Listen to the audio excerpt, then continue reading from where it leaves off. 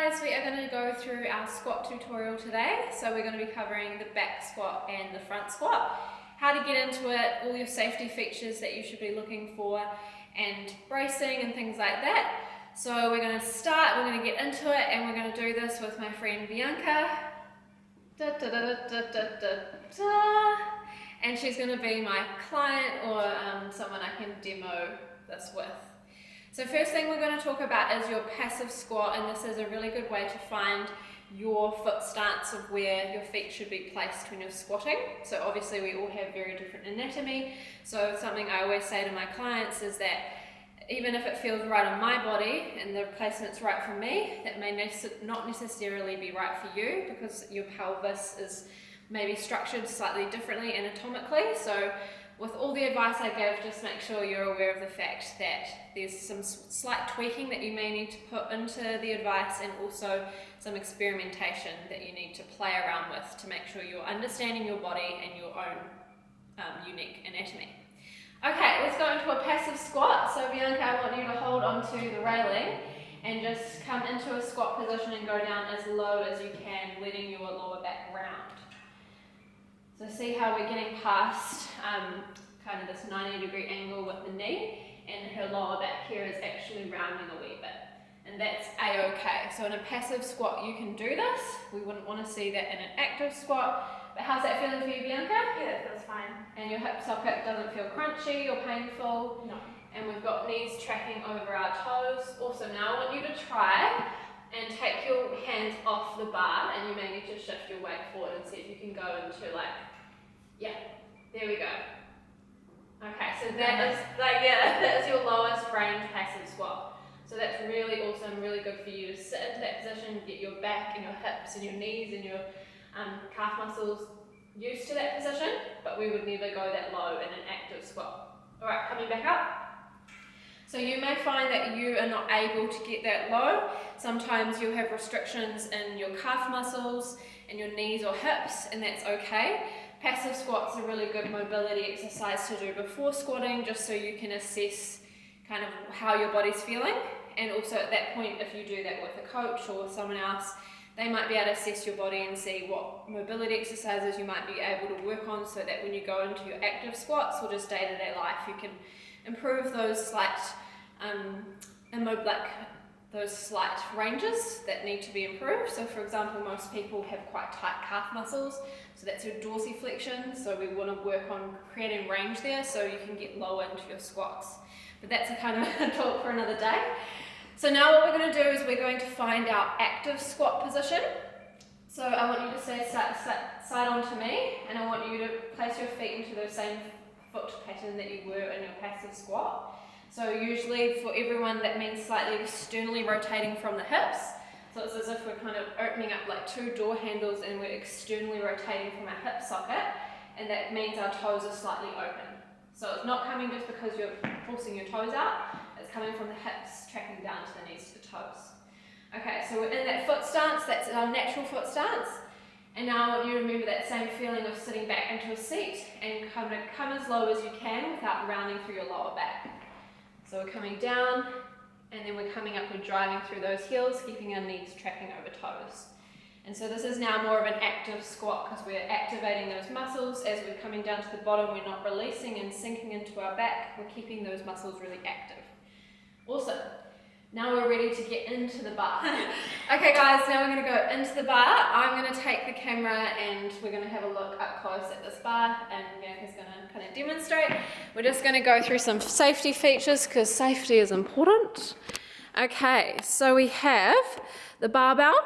So we always want to make sure it's set to the right height. So if you go in, Bianca, and just show where your shoulders are in relationship to this, and face this way. Sorry, the other way? Yeah. Oh, actually, no, the other way, sorry. That way, yeah, perfect. See how that's kind of probably slightly high for Bianca? We want it just at the top of her shoulder cap. I'll just come in. So see here, it's just ever so slightly too high. We want it probably the bar down one, so that when we come underneath, we are not having to tiptoe back. Yep. So we might just reset this 1 second. Okay, we've reset it down one. The squat rack has really big gaps, so it's actually too low now. So you can see how it's sitting like right below her shoulder. But if anything, lower is better than higher so that you're not having to tiptoe the weight off, and that makes a big difference when you're lifting heavier weights. So now what we're gonna do is we're just going to have a look, turn to face the mirror, and we're just gonna get rid of this beautiful hair, and we're gonna just put this off to the side. So the barbell wants to sit kind of here in this fleshy part of your traps. Okay, so you can do like a high bar or a low bar, but when we're starting out, let's just go with kind of the slightly higher bar where we're sitting in this nice fleshy paddy part. Oh my gosh, I've been touching you so much, I'm so sorry. Okay, yeah, cool, okay. So why don't you come under the barbell, Bianca, and see how that's where we place it, where it feels comfortable to you. The other thing, yep, and then you're stepping up, or just kind of coming all the way up, and then you're stepping back. The other thing that Bianca does naturally is she actually places her hands even width apart. If you just re-rack it, Bianca, just take a few steps forward, and then come off. Come over here. We can see that on the barbell, oh, this is really great filming from me. There's these little, I don't know what you call them, rings? Yeah, shiny rings. Shiny rings, and they're like an indication where you can put your pinky fingers. Just make sure that you kind of look where your hands are at first and then come under. So pretend you've never squatted before, Bianca.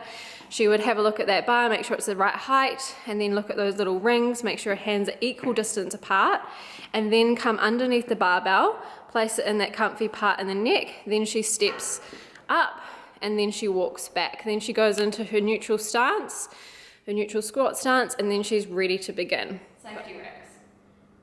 So the safety bars here, if you're lifting heavier and you just want to place them, some squat racks don't actually have them, but most of them will. And you just want to make sure that these safety racks are placed kind of just a few inches at the bottom of your squat. So if you had to, you could put the bar back and the weight would catch on the safety racks.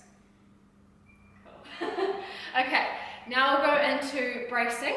So for our bracing, there's two main parts that I'm thinking of bracing before I start my squat, and that is my core, which wraps all the way around, and also my upper back. Okay, so I'm going to use Bianca as my demonstrator.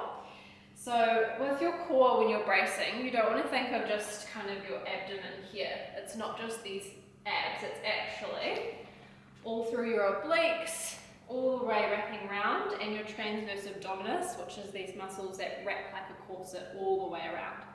So when you're bracing, I'll do another tutorial about bracing, but you really want to feel as though you're braced all the way around in your core, like a cylinder, and that you've got some firmness and tautness towards your abdominals. And if you kind of are struggling to feel that feeling, you can actually press your fingers in. So brace for me, Bianca. And I can feel her obliques, her front, and everything is kind of nice and firm, not just the abs. The other thing that you want to be bracing, especially it's easier once you've got that bar on your back, is your back. So turning around, we want this area here, all through the shoulder blades, to have some firmness. So if you just pretend you've got that barbell on, it's quite easy because you can press into the barbell, you can feel like you're tensing up through here. And that's going to be even more important when you start to squat, because you can feel that this area here is nice and firm and that it's not going to collapse when you start squatting. Okay, does know how to squat, so it's going to be quite hard for me, but she's going to pretend to be someone new to squatting, so I'm going to take her through the cueing and actually just say like I would with a client. Alrighty, Bianca, we're going to do your barbell back squats. So let's start by getting under the bar, make sure those hands are nice and equal. Then you're coming underneath that barbell, pressing it into that nice fleshy part in your back. That's it. When you're ready, standing up, walking back. Now you want to make sure your feet are in your own neutral squat stance, feeling comfy. Before we do anything, we're going to make sure we're bracing our back, so we've got some tension here, and then bracing into our core. As you're coming down, you're going to breathe in. As you're coming up, you're going to breathe out. Okay? As you're coming up, you're also going to think of driving through those heels, and making sure that as you do it, you keep your spine in a neutral position, okay? So We don't want to see any rounding through here at the lower part of our squat. Alright, when you're ready, bracing, breathing in, coming down, breathing out, driving through those heels, keeping knees over toes. Good, just the same again, breathing in, knees over toes, driving through those heels. Awesome work. One more, breathing in, keeping that core on, driving up through those heels. When you're ready, you can walk it forward, place that bar down, and relax. Awesome work.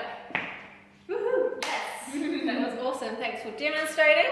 So that's kind of a few things you can think about when you're squatting, especially as you're coming down, getting that breathing right, keeping that brace on, breathing in, coming down. The other thing that I'm not sure if you could see, but Bianca's really got great body awareness, and as she comes down, her knees track over her toes, and her lower back is not kind of arcing like this, it's staying nice and neutral, okay?